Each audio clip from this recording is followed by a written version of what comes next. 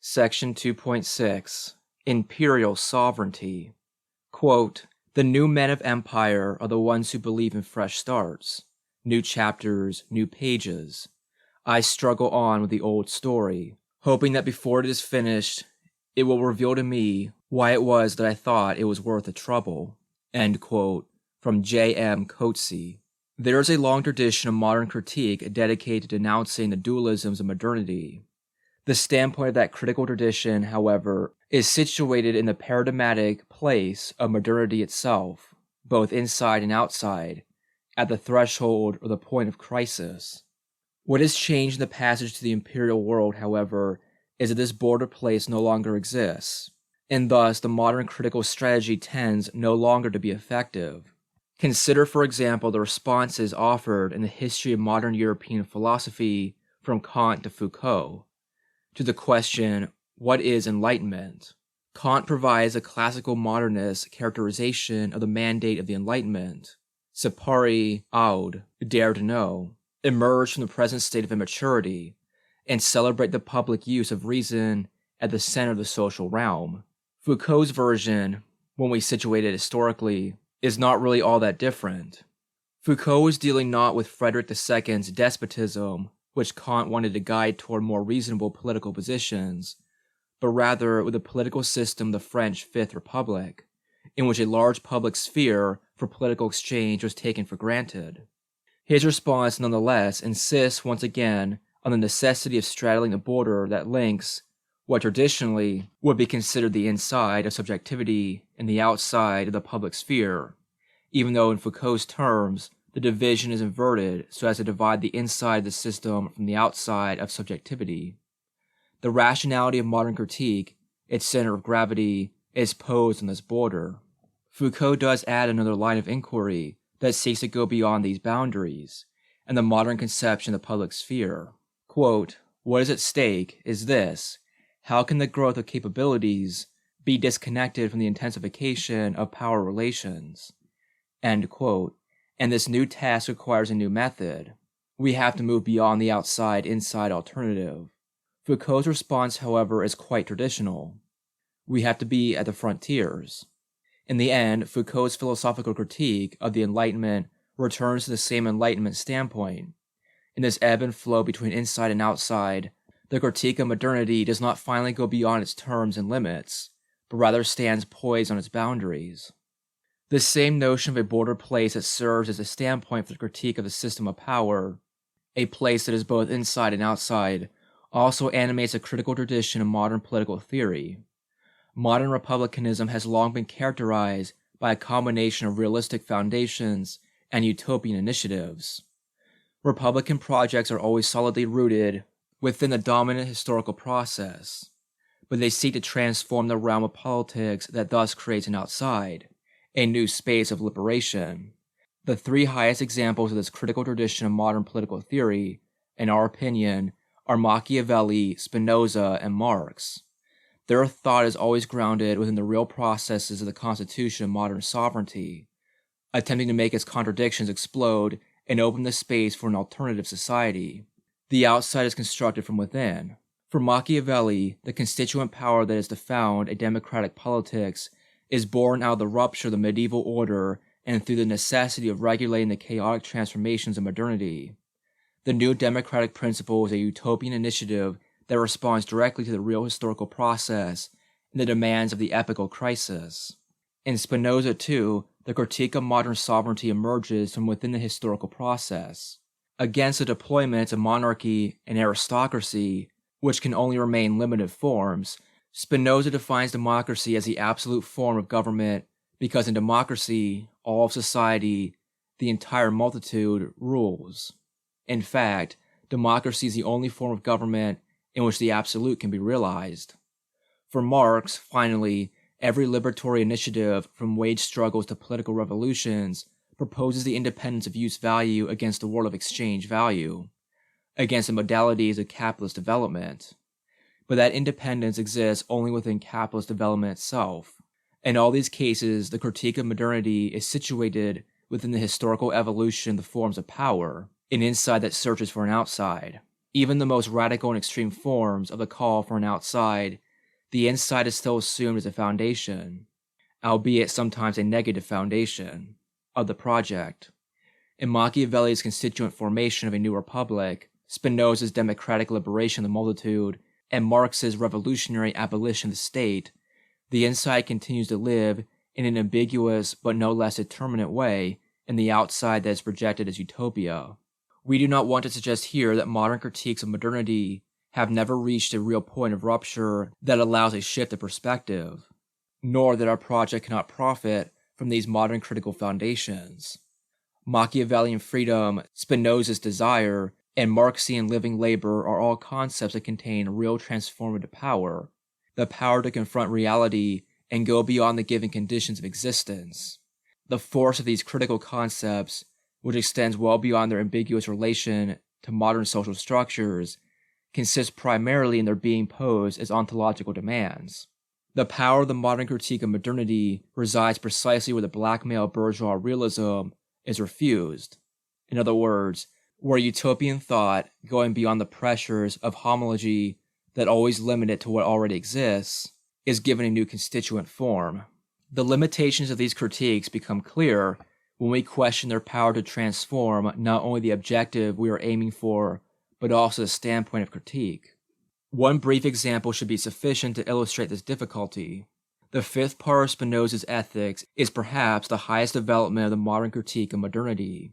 Spinoza takes on the theoretical challenge to establish full knowledge of truth and discover the path of the liberation of the body and the mind, positively in the absolute. All other modern metaphysical positions, particularly those transcendental positions of which Descartes and Hobbes are the first major representatives, are inessential and mystifying with respect to this project of liberation.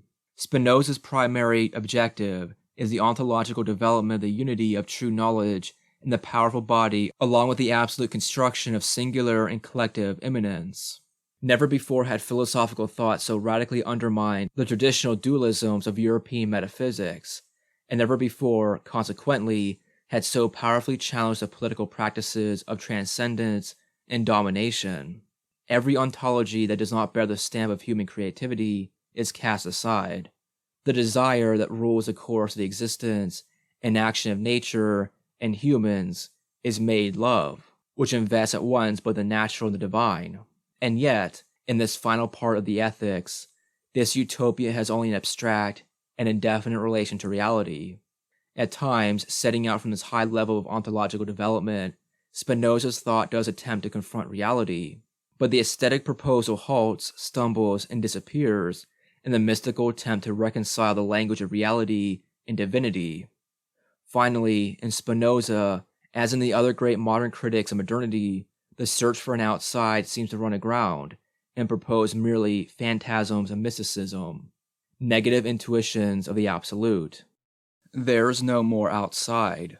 The domains conceived as inside and outside, and the relationship between them are configured differently in a variety of modern discourses.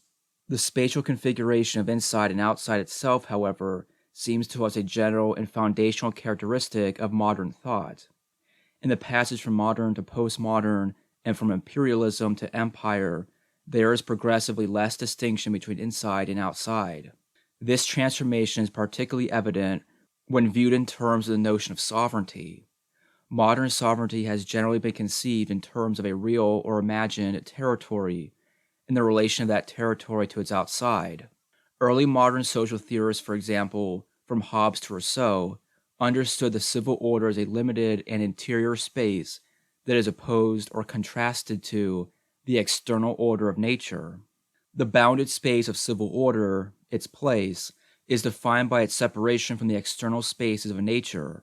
In an analogous fashion, the theorists of modern psychology understood drives, passions, instincts, and the unconscious metaphorically in spatial terms as an outside within the human mind, a continuation of nature deep within us. Here the sovereignty of the self rests on a dialectical relation between the natural order of drives and the civil order of reason or consciousness. Finally, modern anthropology's various discourses on primitive societies function as the outside that defines the bounds of the civil world. The process of modernization in all these varied contexts is the internalization of the outside, that is, the civilization of nature. In the imperial world, this dialectic of sovereignty between the civil order and the natural order has come to an end. This is one precise sense in which the contemporary world is postmodern. Postmodernism, Frederick Jameson tells us, is what you have when the modernization process is complete and nature is gone for good.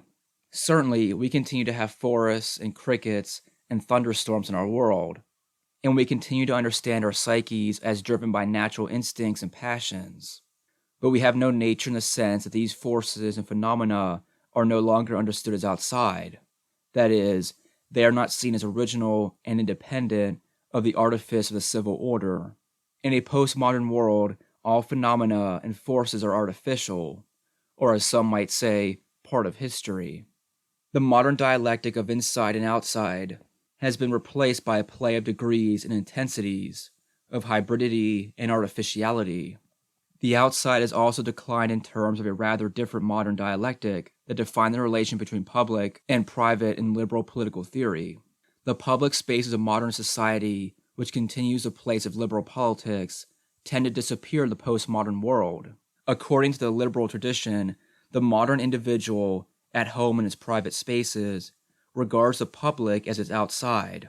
The outside is a place proper to politics, where the action of the individual is exposed in the presence of others, and there seeks recognition. In the process of postmodernization, however, such public spaces are increasingly becoming privatized. The urban landscape is shifting from the modern focus on the common square and the public encounter to the closed spaces of malls, freeways, and gated communities. The architecture and urban planning of megalopolises such as Los Angeles and Sao Paulo have tended to limit public access and interaction in such a way as to avoid the chance encounter of diverse populations, creating a series of protected, interior, and isolated spaces. Alternatively, consider how the banlieue of Paris has become a series of amorphous and indefinite spaces that promote isolation rather than any interaction or communication. Public space has been privatized to such an extent that it no longer makes sense to understand social organization in terms of a dialectic between private and public spaces, between inside and outside. The place of modern liberal politics has disappeared, and thus, from this perspective, our postmodern and imperial society is characterized by a deficit of the political. In effect, the place of politics has been deactualized. In this regard, Guy Debord's analysis of the society of the spectacle, more than 30 years after its composition, seems ever more apt and urgent. In imperial society, the spectacle is a virtual place, or more accurately, a non-place of politics. The spectacle is at once unified and diffuse, in such a way that it is impossible to distinguish any inside from outside, the natural from the social, the private from the public. The liberal notion of the public, the place outside where we act in the presence of others, has been both universalized, because we are always now under the gaze of others monitored by safety cameras, and sublimated or deactualized in the virtual spaces of the spectacle. The end of the outside is the end of liberal politics. Finally, there is no longer any outside also in a military sense. When Francis Fukuyama claims that the contemporary historical passage is defined by the end of history, he means that the era of major conflict has come to an end. Sovereign power will no longer confront its other and no longer face its outside, but rather will progressively expand its boundaries to envelop the entire globe as its proper domain. The history of imperialist, inter-imperialist, and anti-imperialist wars is over. The end of that history is ushered in the reign of peace. Or really, we have entered the era of minor and internal conflicts. Every imperial war is a civil war, a police action, from Los Angeles to Grenada to Mogadishu and Sarajevo. In fact, the separation of tasks between the external and the internal arms of power, between the army and the police, the CIA and the FBI, is increasingly vague and indeterminate. In our terms, the end of history that Fukuyama refers to is the end of the crisis at the center of modernity, the coherent and defining conflict that was the foundation and raison d'etre for modern sovereignty. History has ended precisely and only to to the extent that it is conceived in Hegelian terms, as the movement of a dialectic of contradictions, a play of absolute negations and subsumption. The binaries that define modern conflict have become blurred. The other that might delimit a modern sovereign self has become fractured and indistinct, and there is no longer any outside that can bound the place of sovereignty. The outside is what gave the crisis its coherence. Today, it is increasingly difficult for the ideologues of the United States to name a single, unified enemy. Rather, there seem to be minor and elusive enemies everywhere. The end of the crisis of modernity has given rise to a proliferation of minor and indefinite crises, or, as we prefer, to an omni-crisis. It is useful to remember here, and we will develop this point further in section 3.1, that the capitalist market is one machine that has always run counter to any division between inside and outside. It is thwarted by barriers and exclusions. It thrives inside by including always more within its sphere. Profit can be generated only through contact, engagement, interchange, and commerce. The realization of the world market would constitute the point of arrival of this tendency. In its ideal form, there is no outside to the world market. The entire globe is its domain. We might thus use the form of the world market as a model for understanding imperial sovereignty. Perhaps, just as Foucault recognized the panopticon as a diagram of modern power, the world market might serve adequately, even though it is not an architecture but really an anti-architecture, as a diagram of imperial power. The striated space of modernity constructed places that were continually engaged in and founded on a dialectical play with their outsides. The space of imperial sovereignty, in contrast, is smooth. It might appear to be free of the binary divisions or striation of modern boundaries, but really it is crisscrossed by so many fault lines that it only appears as a continuous, uniform space. In this sense, the clearly defined crisis of modernity gives way to an omni-crisis in the imperial world. In this smooth space of empire, there is no place of power. It is both everywhere and nowhere. Empire is utopia, or really a non-place. Imperial racism. The passage from modern sovereignty to imperial sovereignty shows one of its faces in the shifting configurations of racism in our societies. We should note, first of all, that it has become increasingly difficult to identify the general lines of racism. In fact, politicians, the media, and even historians continually tell us that racism has steadily receded in modern societies, from the end of slavery to decolonization struggles and civil rights movements. Certain specific traditional practices of racism have undoubtedly declined, and one might be tempted to view the end of the apartheid laws in South Africa as a symbolic close of an entire era of racial segregation. From our perspective, however, it is clear that racism has not receded, but actually progressed in the contemporary world, both in extent and in intensity. It appears to have declined only because its form and strategies have changed. If we take Manichaean divisions and rigid exclusionary practices in South Africa, in the colonial city, in the southeastern United States, or in Palestine, as a paradigm of modern racisms, we must now ask, what is a postmodern form of racism, and what are its strategies in today's imperial society? Many analysts describe this passage as a shift in the dominant theoretical form of racism from a racist theory based on biology to one based on culture. The dominant modern racist theory and the concomitant practices of segregation are centered on essential biological differences among races. Blood and genes stand behind the differences in skin color as a real substance of racial difference. Subordinated people are thus conceived, at least implicitly, as other than human, as a different order of being. These modern racist theories, grounded in biology, imply or tend toward an ontological difference, a necessary, eternal, and immutable rift in the order of being.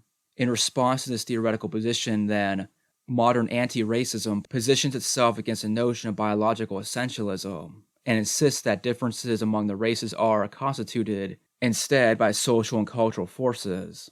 These modern anti-racist theorists operate on the belief that social constructivism will free us from the straitjacket of biological determinism.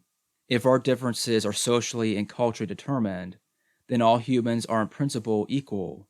of one ontological order, one nature.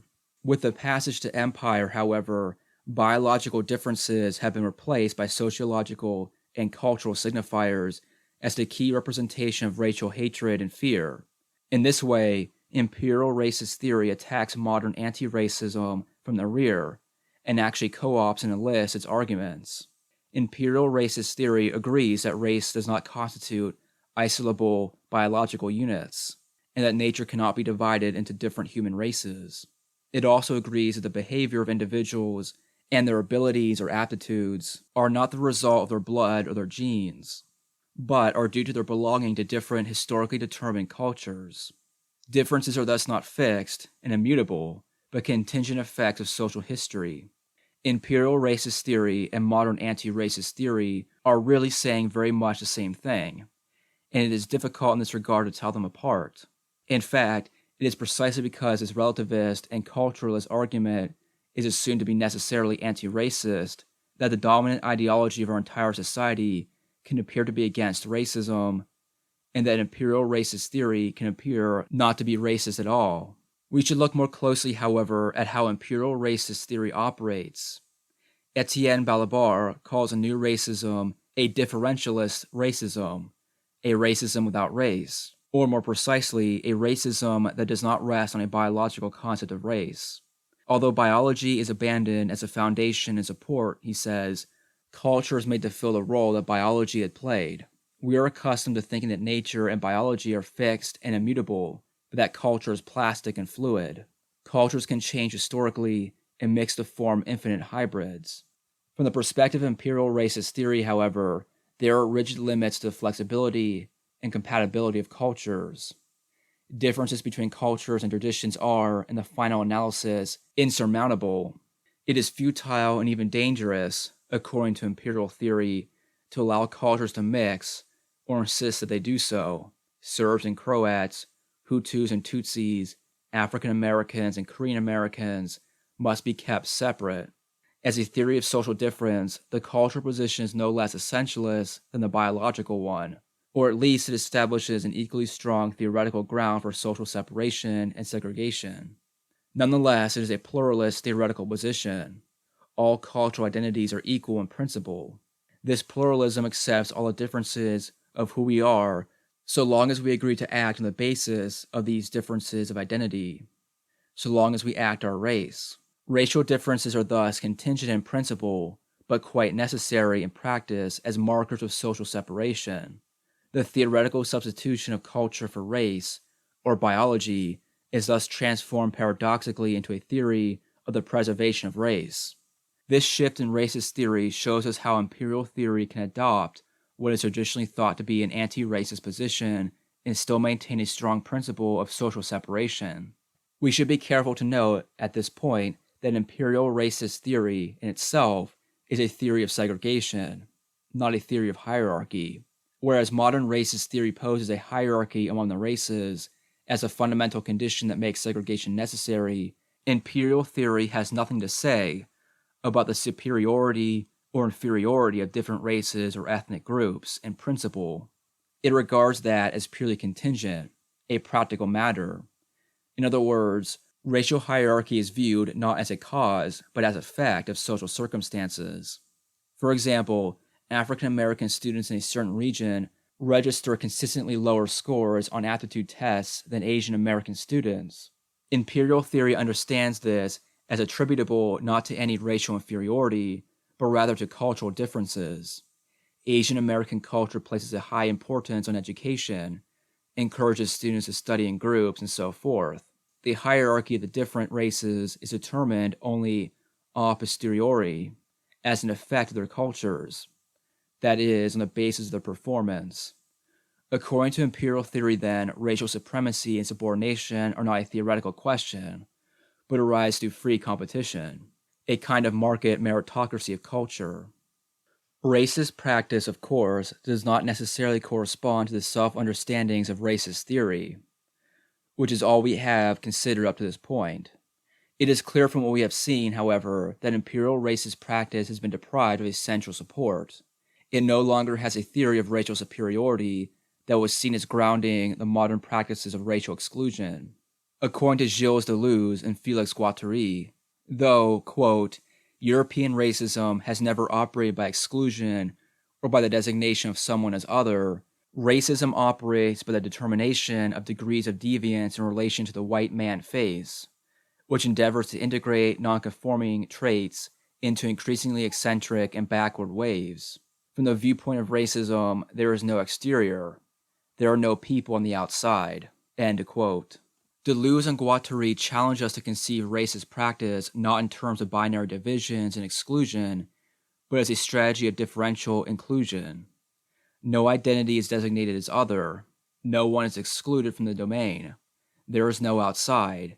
Just as imperial racist theory cannot pose as a point of departure any essential differences among human races, imperial racist practice cannot begin by an exclusion of the racial other. White supremacy functions rather through first engaging alterity and then subordinating differences according to degrees of deviance from whiteness. This has nothing to do with the hatred and fear of the strange, unknown other. It is a hatred born in proximity and elaborated through the degrees of difference of the neighbor. This is not to say that our societies are devoid of racial exclusions. Certainly, they are crisscrossed with numerous lines of racial barriers, across each urban landscape and across the globe. The point, rather, is that racial exclusion arises generally as a result of differential inclusion. In other words, it would be a mistake today, and perhaps it would also be misleading, when we consider the past, to pose the apartheid or Jim Crow laws as a paradigm of racial hierarchy. Difference is not written in law, and the imposition of alterity does not go to the extreme of otherness. Empire does not think differences in absolute terms. It poses racial differences never as difference of nature, but always as a difference of degree, never as necessary, but always as accidental. Subordination is enacted in regimes of everyday practice that are more mobile and flexible, but that create racial hierarchies that are nonetheless stable and brutal. The form and strategies of imperial racism help to highlight the contrast between modern and imperial sovereignty more generally. Colonial racism, the racism of modern sovereignty, first pushes difference to the extreme, and then recuperates the other as negative foundation of the self. The modern construction of a people is intimately involved in this operation. A people is defined not simply in terms of a shared past and common desires or potential, but primarily in dialectical relation to its other, its outside. A people, whether diasporic or not, is always defined in terms of a place, be it virtual or actual. Imperial order, in contrast, has nothing to do with this dialectic. Imperial racism, or differential racism, integrates others with its order, and then orchestrates those differences in a system of control. Fixed and biological notions of peoples thus tend to dissolve into a fluid and amorphous multitude, which is, of course, shot through with lines of conflict and antagonism, but none that appears fixed and eternal boundaries. The surface of imperial society continuously shifts in such a way that it destabilizes any notion of place. The central moment of modern racism takes place on its boundary, in the global antithesis between inside and outside. As Du Bois said nearly 100 years ago, the problem of the 20th century is the problem of the color line. Imperial racism, by contrast, looking forward perhaps to the 21st century, rests on the play of differences and the management of micro-conflictualities within its continually expanding domain. On the generation of corruption and subjectivity. The progressive lack of distinction between inside and outside has important implications for the social production of subjectivity. One of the central and most common theses of the institutional analysis proposed by modern social theory is that subjectivity is not pre-given and original, but at least to some degree formed in the field of social forces. In this sense, modern social theory progressively emptied out any notion of a pre-social subjectivity and instead grounded the production of subjectivity in the functioning of major social institutions, such as the prison, the family, the factory, and the school. Two aspects of this production process should be highlighted. First, subjectivity is a constant social process of generation. When the boss hails you on the shop floor, or the high school principal hails you in the school corridor, a subjectivity is formed. The material practices set out for the subject in the context of the institution, be they kneeling down to pray or changing hundreds of diapers, are the production processes of subjectivity. In a reflexive way, then, through its own actions, the subject is acted on, generated. Second, the institutions provide above all a discrete place, the home, the chapel, the classroom, the shop floor, where the production of subjectivity is enacted. The various institutions of modern society should be viewed as an archipelago of factories of subjectivity. In the course of a life, an individual passes linearly into and out of these various institutions, from the school to the barracks to the factory, and is formed by them. The relation between inside and outside is fundamental. Each institution has its own rules and logics of subjectification. School tells us you're not at home anymore. The army tells us you're not at school anymore. Nevertheless, within the walls of each institution, the individual is at least partially shielded from the forces of the other institutions. In the convent, one is normally safe from the apparatus of the family. At home, one is normally out of reach of factory discipline. This clearly delimited place of the institutions is reflected in the regular and fixed form of subjectivities produced. In the passage to imperial society, the first aspect of the modern condition is certainly still the case, that is, subjectivities are still produced in the social factory. In fact, the social institutions produce subjectivity in an ever more intense way. We might say that postmodernism is what you have when the modern theory of social constructivism is taken to its extreme, and all subjectivity is recognized as artificial.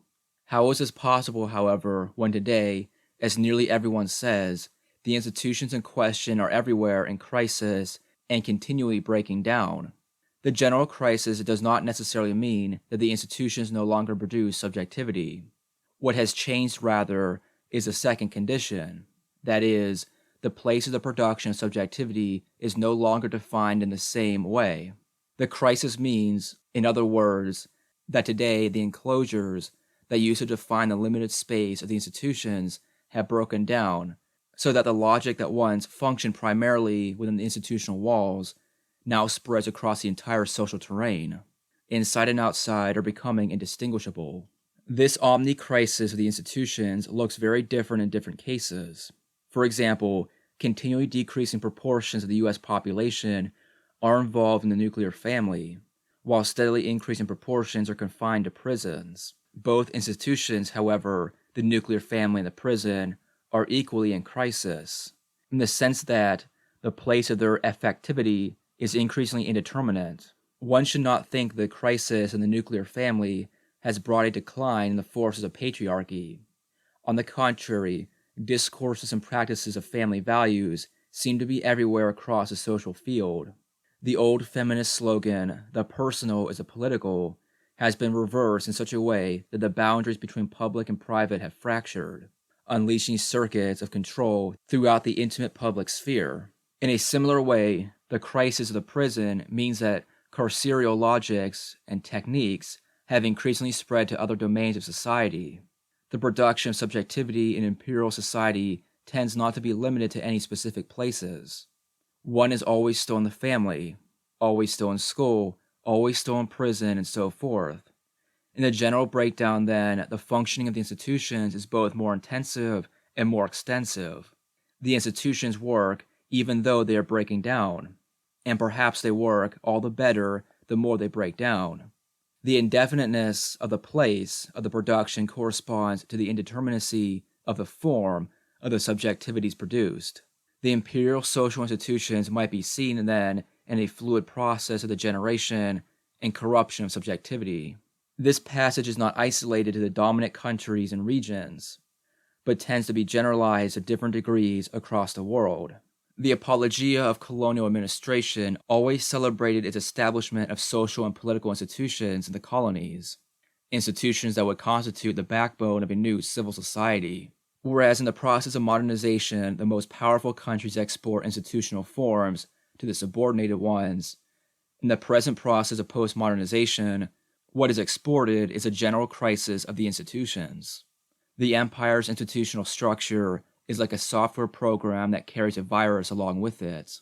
so that it is continually modulating and corrupting the institutional forms around it. The imperial society of control is tangentially everywhere the order of the day. The triple imperative of empire. The general apparatus of imperial command actually consists of three distinct moments, one inclusive, another differential, and third managerial. The first moment is the magnanimous, liberal face of empire. All are welcome within its boundaries, regardless of race, creed, color, gender, sexual orientation, and so forth. In its inclusionary moment, empire is blind to differences. It is absolutely indifferent in its acceptance.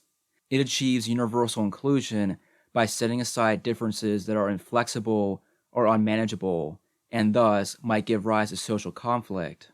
Setting aside differences requires us to regard differences as inessential or relative and imagine a situation not in which they do not exist, but rather in which we are ignorant of them. A veil of ignorance prepares a universal acceptance. When empire is blind to these differences, and when it forces its constituents to set them aside, there can exist an overlapping consensus across the entire imperial space.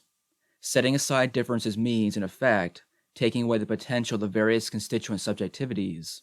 The resulting public space of power neutrality makes possible the establishment and legitimation of a universal notion of right that forms the core of the empire. The law of inclusionary neutral indifference is a universal foundation in the sense that it applies equally to all subjects that exist, and that could exist under imperial rule. In this first moment, then, the empire is a machine for universal integration, an open mouth with infinite appetite, inviting all to come peacefully within its domain. Give me your poor, your hungry, your downtrodden masses. The empire does not fortify its boundaries to push others away, but rather pulls them within its specific order, like a powerful vortex. With boundaries and differences suppressed or set aside, the empire is a kind of smooth space across which subjectivities glide without substantial resistance or conflict. The second moment of imperial control, its differential moment, involves the affirmation of differences accepted within the imperial realm. While from a judicial perspective, differences must be set aside, from the cultural perspective, differences are celebrated. Since these differences are considered now to be cultural and contingent, rather than biological and essential, they are thought not to impinge on the central band of commonality or overlapping consensus that characterizes the empire's inclusionary mechanism. They are non-conflictual differences, the kind of differences we might set aside when necessary. For example, since the end of the Cold War, ethnic identities have been actively recreated in the socialist and formerly socialist countries with the firm support of the United Nations, the United States, and other global bodies. Local languages, traditional place names, arts, handicrafts, and so forth are celebrated as important components of the transition from socialism to capitalism. These differences are imagined to be cultural rather than political, under the assumption that they will not lead to any uncontrollable conflicts, but will function rather as a force of peaceful regional identification. In similar fashion, many official promotions of multiculturalism in the United States involve the celebration of traditional ethnic and cultural differences under the umbrella of universal inclusion. In general, empire does not create differences. It takes what is given and works with it. The differential moment of imperial control must be followed by the management and hierarchization of these differences in a general economy of command. Whereas colonial power sought to fix pure, separate identities, empire thrives on circuits of movement and mixture. The colonial apparatus was a kind of mold that forged fixed, distinct castings, but the imperial society of control functions through modulation, like a self-deforming cast that changes continually, from one instant to the next, or like a sieve whose pattern changes from one point to the next. The colonial poses a simple equation with a unique solution. The imperial was faced by multiple complex variables that change continuously and admit a variety of always incomplete but nonetheless effective solutions. In a certain sense, then, the colonial might be considered more ideological and imperial more pragmatic. Consider as an example of imperial strategy the practice of New England factories and Appalachian coal mines at the beginning of the 20th century. The factories and mines were dependent on the labor of recent immigrants from various European countries. many of whom carried with them traditions of intense worker militancy. Bosses, however, did not shy away from bringing together this potentially explosive mixture of workers. They found, in fact, that carefully managed proportions of workers from different national backgrounds in each workshop and each mine proved to be a powerful formula of command. The linguistic, cultural, and ethnic differences within each workforce were stabilizing because they could be used as a weapon to combat worker organization. It was in the boss's interest that the melting pot not dissolve identities and that each ethnic group continue to live in a separate community, maintaining its differences. A very similar strategy can be seen in the more recent practices of labor management on a Central American banana plantation. Multiple ethnic divisions among the workers function as an element of control in the labor process. The transnational corporation addresses with different methods and degrees of exploitation and repression each of the ethnic groups of workers, variously of European and African descent, and from different Amerindian groups. Antagonisms and divisions among the workers along the various lines of ethnicity and identification prove to enhance profit and facilitate control. Complete cultural assimilation, in contrast to juridical integration, is certainly not a priority of imperial strategy. The reemergence of ethnic and national differences at the end of the 20th century, not only in Europe but also in Africa, Asia, and the Americas, has presented empire with an even more complex equation containing a myriad of variables that are in a constant state of flux. That this equation does not have a unique solution is not really a problem. On the contrary, contingency, mobility, and flexibility are empire's real power. The imperial solution will not be to negate or attenuate these differences, but rather to affirm them and arrange them in an effective apparatus of command. Divide and conquer is thus not really the correct formula of imperial strategy. More often than not, the empire does not create division, but rather recognizes existing or potential differences, celebrates them, and manages them within a general economy of command. The triple imperative of the empire is incorporate, differentiate, manage. From crisis to corruption. At the beginning of Part 2, we elaborated a notion of modern sovereignty as crisis. A crisis defined in the continual conflict between, on the one hand, the plane of immanent forces of the desire and cooperation of the multitude, and, on the other hand, the transcendent authority that seeks to contain these forces and impose an order on them. We can now see that imperial sovereignty, in contrast, is organized not around one central conflict, but rather through a flexible network of micro-conflicts. The contradictions of imperial society are elusive, proliferating, and non-localizable. The contradictions are everywhere. Rather than crisis, then, the concept that defines imperial sovereignty might be omni-crisis, or as we prefer, corruption. It is a commonplace of the classical literature on empire, from Polybius to Montesquieu and Gibbon, that empire is from its inception decadent and corrupt. This terminology might easily be misunderstood. It is important to make clear that we in no way intend our definition of imperial sovereignty as corruption to be a moral charge. In its contemporary and modern usage, corruption has indeed become a poor concept for our purposes. It now commonly refers only to the perverted, that which strays from the moral, the good, the pure. We intend the concept rather to refer to a more general process of decomposition or mutation with none of the moral overtones, drawing on an ancient usage that has been largely lost. Aristotle, for example, understands corruption as a becoming of bodies that is a process complementary to generation. We might think of corruption then as a degeneration, a reverse process of generation and composition, a moment of metamorphosis that potentially frees spaces for change. We have to forget all the commonplace images that come to mind when we refer to imperial decadence, corruption, and degeneration. Such moralism is completely misplaced here. More important is a strict argument about form, in other words, that empire is characterized by fluidity of form, and ebb and flow of formation and deformation, generation and degeneration. To say that imperial sovereignty is defined by corruption means, on the one hand, that empire is impure or hybrid, and on the other, that imperial rule functions by breaking down. Here the Latin etymology is precise, cum rompere, to break. Imperial society is always and everywhere breaking down, But this does not mean that it is necessarily heading to ruin, just as the crisis of modernity in our characterization did not point to any imminent or necessary collapse. So too the corruption of empire does not indicate any teleology or any end in sight. In other words, the crisis of modern sovereignty was not temporary or exceptional, as one would refer to the stock market crash in 1929 as a crisis, but rather the norm of modernity. In a similar way, corruption is not an aberration of imperial sovereignty, but its very essence and modus operandi.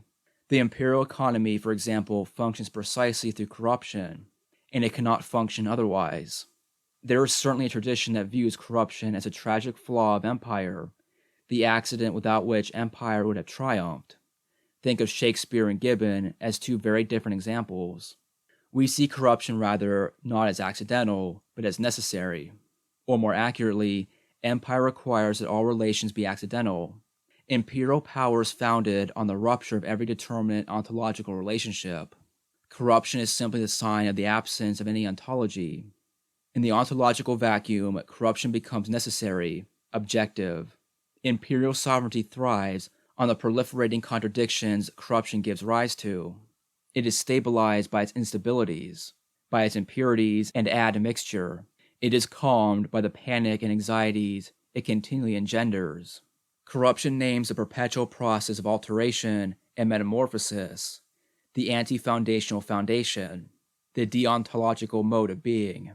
We have thus arrived at a series of distinctions that conceptually mark the passage from modern to imperial sovereignty, from the people to the multitude, from dialectical opposition to the management of hybridities, from the place of modern sovereignty to the non-place of empire, from crisis to corruption. Refusal. Bartleby would prefer not to. The mystery of Herman Melville's classic story is the absoluteness of the refusal. When his boss asks him to perform his duties, Bartleby calmly repeats over and over, "I would prefer not to." Melville's character fits in with a long tradition of the refusal of work. Any worker with any sense, of course, wants to refuse the authority of the boss, but Bartleby takes it to the extreme. He does not object to this or that task, nor does he offer any reason for his refusal. He just passively and absolutely declines. Bartleby's behavior is indeed disarming, in part because he is so calm and serene, but moreover, because his refusal is so indefinite that it becomes absolute. He simply prefers not to. Given Melville's great penchant for metaphysics, it is no wonder that Bartleby solicits ontological interpretations. His refusal is so absolute that Bartleby appears completely blank, a man without qualities, or, as Renaissance philosophers would say, homo tantum, mere man and nothing more. Bartleby, in his pure passivity and his refusal of any particulars, presents us with a figure of generic being as such, being and nothing more. In the course of the story, he strips down so much, approximating ever more closely naked humanity, naked life, naked being, that eventually he withers away. He evaporates in the bowels of the infamous Manhattan prison, the Tombs. Michael Kay, the central character of J.M. Coetzee's wonderful novel, The Life and Times of Michael Kay, is also a figure of absolute refusal. But whereas Bartleby is immobile, almost petrified in his pure passivity, Kay is always on his feet, always moving. Michael Kay is a gardener, a simple man, so simple that he appears to be not of this world. In a fictional country divided by civil war, he is continually stopped by the cages, barriers, and checkpoints erected by authority, but he manages quietly to refuse them, to keep moving. Michael Kay does not keep moving just for the sake of perpetual motion. The barriers do not just block motion, they seem to stop life, and thus he refuses them absolutely in order to keep life in motion. What he really wants is to grow pumpkins and tend to their wandering vines. Kay's refusal of authority is as absolute as Bartleby's, and that very absoluteness and simplicity situate him, too, on a level of ontological purity. Kay also approaches the level of naked universality, a human soul above and beneath classification, being simply homo tantum. These simple men and their absolute refusals cannot but appeal to our hatred of authority. The refusal of work and authority, or really the refusal of voluntary servitude, is the beginning of liberatory politics. Long ago, Etienne de la Botte preached just such a politics of refusal. Quote, resolve to serve no more, and you are at once freed. Do not ask that you place hands upon the tyrant to topple him over, but simply that you support him no longer. Then you will behold him, like a great colossus whose pedestal has been pulled away, fall of his own weight and break into pieces. End quote. La Boete recognized the political power of refusal, the power of subtracting ourselves from the relationship of domination, and through our exodus subverting the sovereign power that lords over us. Bartleby and Michael Kay continue La Boete's politics of the refusal of voluntary servitude, carrying it to the absolute. This refusal certainly is the beginning of a liberatory politics, but it is only a beginning. The refusal in itself is empty. Bartleby and Michael Kay may be beautiful souls, but their being, in its absolute purity, hangs on the edge of an abyss. Their lines of flight from authority are completely solitary, and they continuously tread on the verge of suicide. In political terms, too, refusal in itself, of work, authority, and voluntary servitude, leads only to a kind of social suicide. As Spinoza says, if we simply cut the tyrannical head off the social body, we will be left with a deformed corpse of society. What we need is to create a new social body, which is a project that goes well beyond refusal. Our lines of flight, our exodus, must be constituent and create a real alternative. Beyond the simple refusal, or as part of that refusal, we need also to construct a new mode of life, and above all, a new community. This project leads not toward the naked life of Homo Tantum, but toward Homo Homo, humanity squared, enriched by the collective intelligence and love of the community.